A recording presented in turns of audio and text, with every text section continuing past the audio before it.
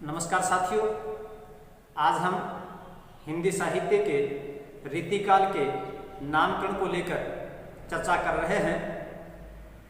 जैसा आप जानते हैं, हिंदी साहित्य इतिहास में संमत 1700 से संमत 1900 तक के काल को रीतिकाल के नाम से जाना जाता है।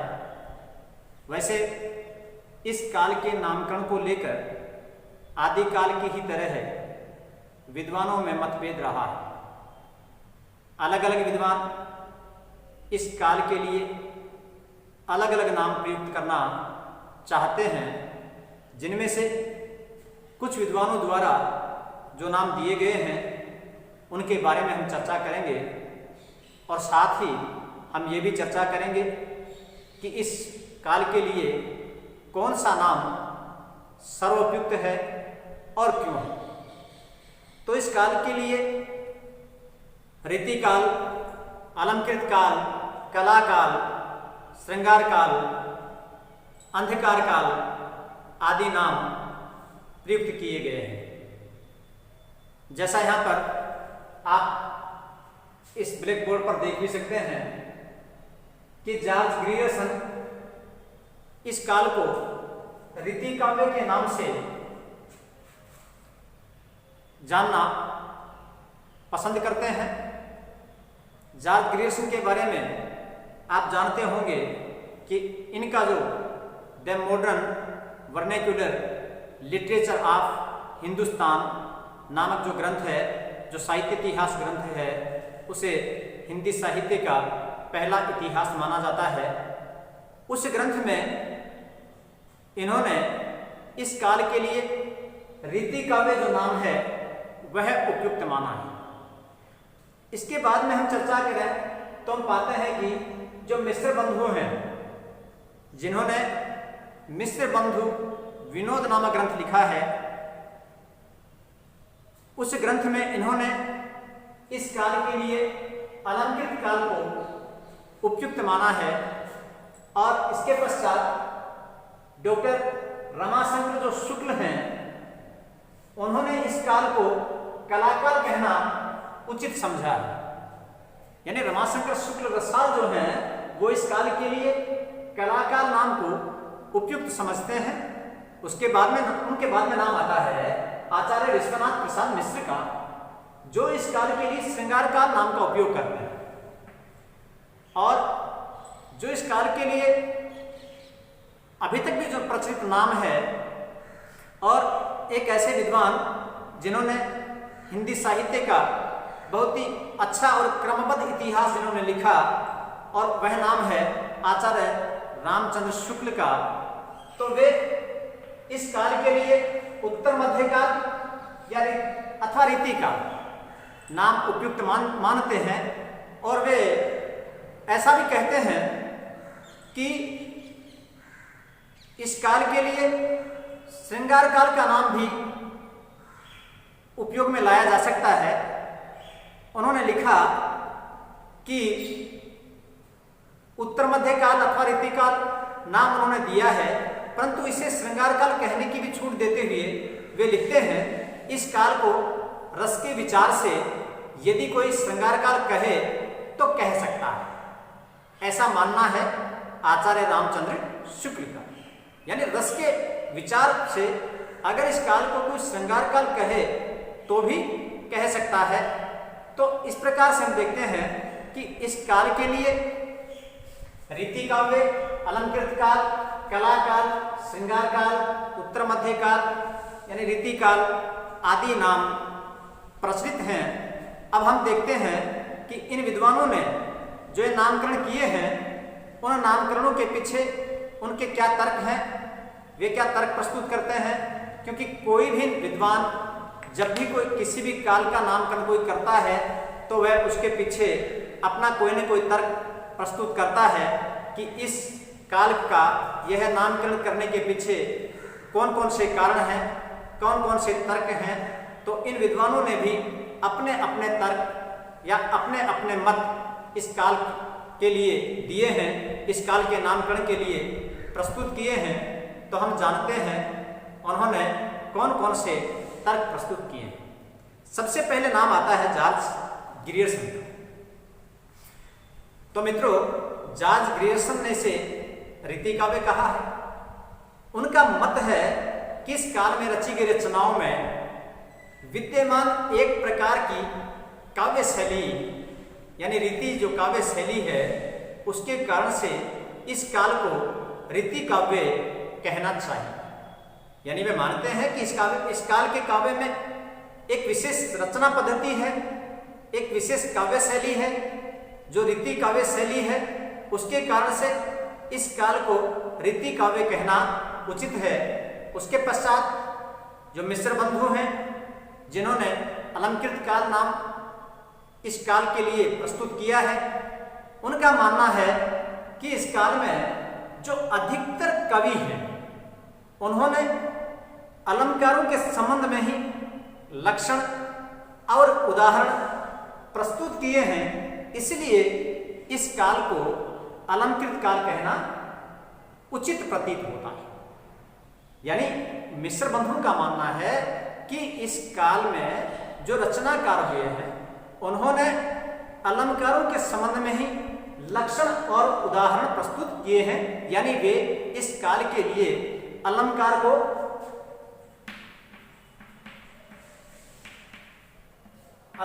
महत्वपूर्ण मानते हुए इस काल के लिए अलंकृत काल नाम ठीक मानते हैं। फिर हम बात करते हैं रमाशंकर शुक्ल रसाल की। तो उनका मत है कि इस काल में जो कला पक्ष है उसकी प्रधानता है, अर्थात इस काल के रचनाकारों ने कला पक्ष को बहुत अधिक महत्व दिया। इसलिए वे कला पक्ष की प्रधानता मानते हुए इस काल के लिए कलाकार नाम को उपयुक्त मानते हैं। यानी रमाशंकर शुक्ल रसाल है, वे मानते हैं कि कला इस काल के कवियों का प्रमुख विषय रहा। इसलिए इस काल के लिए कलाकार जो नाम है वह उपयुक्त है। फिर हम बात करते हैं आचार्य विश्वनाथ प्रसाद मिश्र द्वारा प्रस्तुत किए गए श्रृंगार काल के नाम की। तो इसमें भी जो मिश्र साहब हैं, वे मानते हैं कि इस काल के जो अधिकतर कवि हैं और जो आचार्य रहे हैं, चाहे वे रीतिबद्ध हों, रीति सिद्ध हों या फिर रीति मुक्त हों, उन सभी की जो दृष्टि है या उन सभी की दृष्टि में जो श्रृंगार रस है वह केंद्रीय विषय रहा।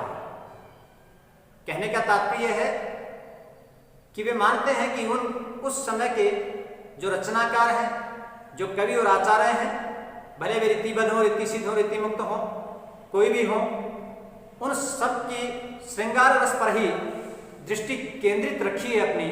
इसलिए इस काल को वे श्रृंगार काल कहना उचित समझते हैं। और फिर हम बात करते हैं आचार्य रामचंद्र शुक्ल की।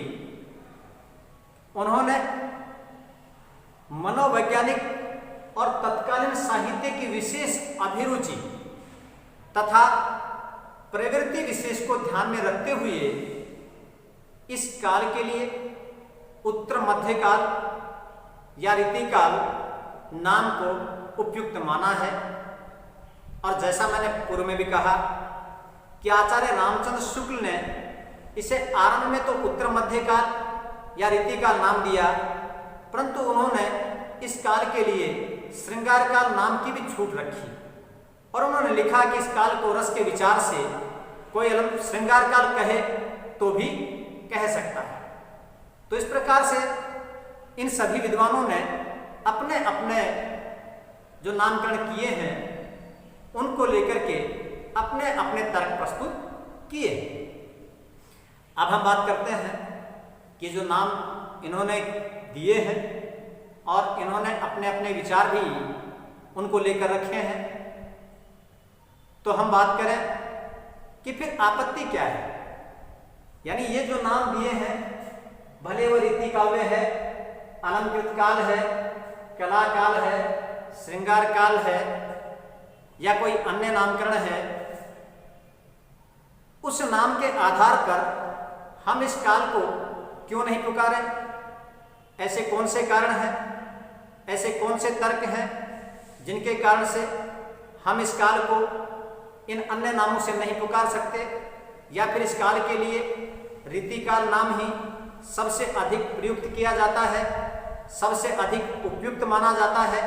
ऐसे कौन से कारण हैं या ऐसी कौन सी आपत्तियां हैं जिनके कारण से हम इनके द्वारा दिए गए नामों को उपयुक्त नहीं समझते हैं? तो सबसे पहले हम बात करते हैं अलंकृत काल की। तो मित्रों, अलंकृत काल अगर हम इस काल को कह देते हैं तो विद्वानों को जो आपत्ति है वह प्रमुखतः यह है कि इस काल को अलंकृत काल कह देने से जो इसमें प्रमुख प्रवृत्ति रही है, और प्रमुख प्रवृत्ति क्या रही है? रीति। रीति शब्द पर हम फिर कभी चर्चा करेंगे। जो प्रमुख प्रवृत्ति रही है रीति, उसकी उपेक्षा हो जाती, यानी कि अगर अलंकृत काल कहा जाए तो वहां पर अलंकारों की ही प्रधानता हो जाती है, क्योंकि इस काव्य में केवल अलंकारों के लक्षण और उदाहरणों की ही प्रस्तुति नहीं है। समझिए, यानी इस काव्य में केवल अलंकारों के लक्षणों और उदाहरणों की ही प्रस्तुति नहीं है, बल्कि जो काव्य के दूसरे अंग हैं, जैसे शब्द शक्ति, रस, भाव, ध्वनि आदि पर भी बहुत कुछ लिखा गया है। यानी केवल अलंकार ही मुख्य विषय नहीं रहा है, शब्द शक्ति है, रस है, भाव, ध्वनि आदि भी महत्वपूर्ण विषय रहे हैं। अगर हम केशवदास को छोड़ दें तो मतीराम, बिहारी, देव आदि कवियों का काव्य रस, भाव, ध्वनि की दृष्टि से बहुत समृद्ध है। इसलिए इस काल के लिए अलंकृत काल जो नाम है वह सार्थक नहीं है। दूसरी बात करते हैं हम कलाकाल की। तो कलाकाल नाम देने में कौन कौन सी आपत्तियां हैं या क्या समस्याएं हैं, या फिर कलाकाल की क्या सीमाएं हैं, उनकी जब हम बात करते हैं तो हम ये पाते हैं कि नामकरण की एक सीमा तो यह है कि इसमें कविता के केवल बाह्य पक्ष पर ही बल दिया गया। यानी कविता अगर हम देखें तो कविता के दो पक्ष हैं। जैसे परीक्षाओं में प्रश्न भी पूछे जाते हैं कि बिहारी के काव्य के कला पक्ष और भाव पक्ष पर प्रकाश डालिए। इसी प्रकार से कला पक्ष को लेकर और भाव पक्ष को लेकर अनेक परीक्षाओं में प्रश्न पूछे जाते हैं। तो अगर हम कला का नाम इसको देते हैं तो उसके लिए पहली आपत्ति तो यह है, या इस नाम की पहली सीमा तो यह है कि इस नामकरण में कविता के केवल बाह्य पक्ष पर ही बल दिया गया है, जबकि ऐसा नहीं है। रीति काल की जो कविता है उसका आंतरिक पक्ष भी बहुत ही समृद्ध है। दूसरी बात कि कला की प्रधानता तो कमोबेश सभी कालों में मिलती है। यानी अगर हम इस काल को कलाकाल नाम दे देते हैं तो आपत्ति क्या होती है कि जो कला पक्ष है वह तो कमोबेश सभी कालों में मिलता है, भले वो आदिकाल हो, भले भक्ति काल हो, या हम आधुनिक काल की बात करें। तो अगर हम कलाकाल कह देते हैं तो फिर तो किसी भी काल को हम कलाकाल कह सकते हैं। और तीसरी बात या तीसरी आपत्ति यह है कि कला पक्ष और भाव पक्ष काव्य के पक्ष हैं जिनमें कोई विभाजन रेखा तय करना संभव नहीं है, या फिर इनमें विभाजन रेखा करना अनुचित सा जान पड़ता है। इसलिए इस काल के लिए जो कला काल नाम रखा गया है वह भी युक्ति संगत नहीं है या तर्क संगत नहीं है। अब हम अगले नामकरण की ओर बढ़ते हैं, श्रृंगार काल के नामकरण की ओर। तो इस काल को लेकर जो आपत्तियां हैं वे भी कुछ कलाकाल नामकरण से मिलती जुलती है। श्रृंगार काल नाम भी एकांगी है, क्योंकि इसमें भी एक अंग श्रृंगार, एक रस, श्रृंगार रस की ही बात की गई है। अगर हम इस काल को श्रृंगार काल कह दें तो इस काल में जो वीर रस प्रधान रचनाएं हैं या जो नीति काव्य है उसकी उपेक्षा हो जाती है। तो यह नाम भी एकांगी है, क्योंकि इसमें श्रृंगार रस की प्रधानता रही। नो डाउट, निसंदेह रीति काल में श्रृंगार रस की प्रधानता रही है। अधिकतर जो कवि हैं उन्होंने श्रृंगार रस को लेकर बहुत अच्छी रचनाएं रची हैं, इसमें कोई दो राय नहीं है। परंतु जो श्रृंगार रस है वह भी मूलतः रीति पर आधारित रहा है, रीति पर आश्रित रहा है। इस काल के चाहे वे रीतिबद्ध कवि हों, रीति सिद्ध हों या रीति मुक्त हों, इन सभी पर प्रत्यक्ष और अप्रत्यक्ष रूप से रीति परंपरा का प्रभाव रहा है। इसलिए भी इस काल को श्रृंगार काल कहा जाना उचित नहीं जान पड़ता है।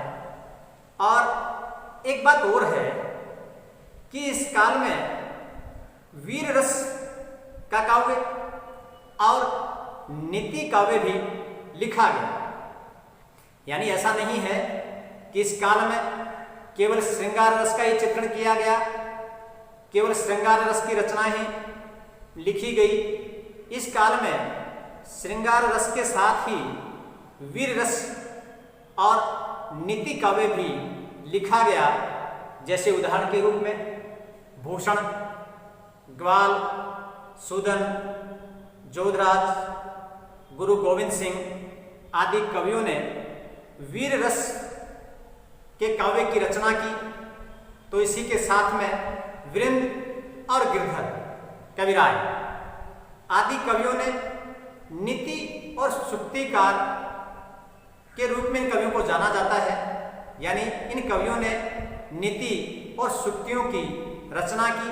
तो इस प्रकार से यदि इस काल को हम श्रृंगार काल कह दें तो बाकी का जो काव्य है, वीर रस का काव्य है या नीति काव्य है, उसकी उपेक्षा हो जाती है।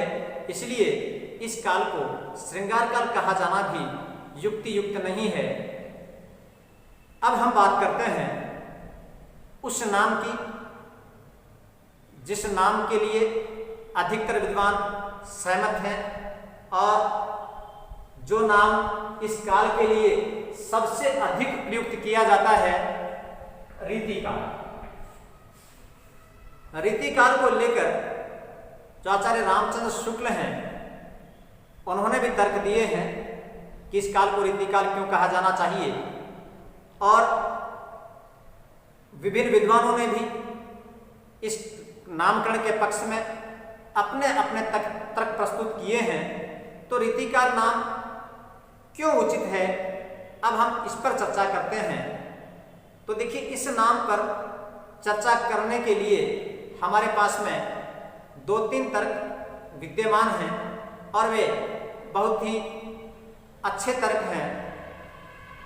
पहला तर्क यह है कि यह काल अपने नाम के लिए एक पद्धति विशेष को आधार बनाएगा और हमने उस पद्धति की, उस परंपरा की अभी हमने चर्चा की। वह परंपरा है रीति परंपरा या रीति पद्धति। रीति परंपरा या रीति पद्धति यानी यह काल रीति परंपरा को आधार बनाए हुए है। और यह रीति परंपरा जो है वह इस काल की धुरी है। इस काल के सभी रचनाकारों ने रीति परंपरा के आधार पर अपनी रचनाएं रची हैं। यानी लगभग इस काल के जो भी कवि रहे हैं उन्होंने अपनी रचनाओं का आधार रीति को बनाया है। इसलिए इस काल के लिए रीति का नाम उचित जान पड़ता है। पहला तर्क। दूसरा तर्क यह दिया जाता है कि रीति काल कह देने से